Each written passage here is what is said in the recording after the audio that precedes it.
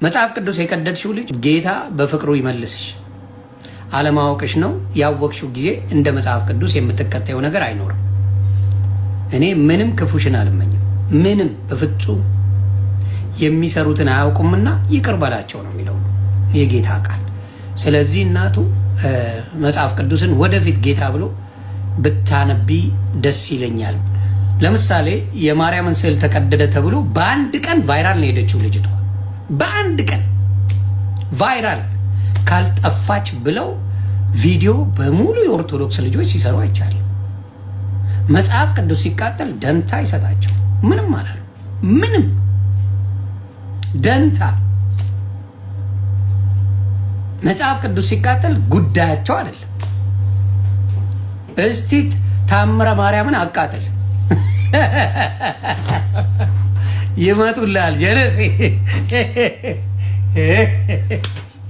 ጀነሴ ታምረ ማርያምን አቃጥልና ሩዋንዳ ነው የሚያደርጉልህ። ስለ መጽሐፍ ቅዱስ ስለ ዋናው ጌታ ስለ ዋናው ነገር ሲደረግ መጽሐፍ ቅዱስ ሲቀደድ ምንም አይሉ። አሁንም የምናገረው መጽሐፍ ቅዱስ የቀደድሽው ልጅ ስሚ፣ መልእክቱን አድርሶላት። እኔ እግዚአብሔር ልቦና ይስጥሽ ነው የምለው። እግዚአብሔር ወደ ቀልብሽ ይመልስሽ። ባለማወቅሽ ነው የምትቀጀው። ማናችሁም እንደዚህ የምትቀዳድዱ ሰዎች እውቀት አይደለም ካለማወቅ የሚሆን ነው። እኔ አልጠላሽም፣ በተአምር ከፍለሽኝ አልጠላሽም። ግን እግዚአብሔር አምላክ ልቦና ይስጥሽ።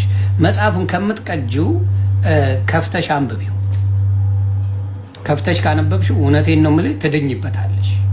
የማይናገር የማይጋገር ስዕል ሰው ይጣላበታል። የሚነበብና እውቀት የሚሰጥ በመንፈስ ቅዱስ የሚያድስ መጽሐፍ ቅዱስ ሲቀደድ ግን ምንም አቴንሽን አይሰጥ። ሃይማኖት ማለት ያ ነው።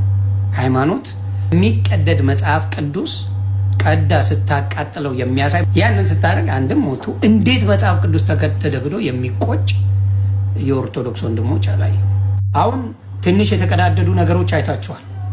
በብዛት የሚቃጠሉ ነገር ወደፊት ታያላችሁ። ጌታ ምስክሬ ነው የምላችሁ።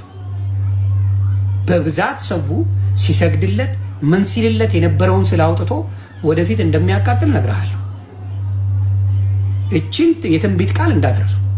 ሲሰግድለት ሻማ ሲያበራለት ሽቶ ሲነፋለት የነበረውን ስለ አውጥቶ በአደባባይ እንደሚያቃጥሉት ቃል እገባልሃለሁ። ወደፊት ይሄ ነገር ሀፕን ያደርጋል።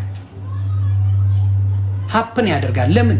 ሲጮህለት ሲያለቅስለት ለዛ ስዕል ተደፍቶ ሲለምንበት የነበረው ስዕል ህይወቱን እንዳበላሸበት ምኑን ሲያቅ ብዙዎቹ ተነስተው ወደፊት ይሄ ነገር እንደሚፈጠር አሁን እነግርሃለሁ። ከአሁኑ ተዘጋጅ። ይሄ ሀፕን ያደርጋል።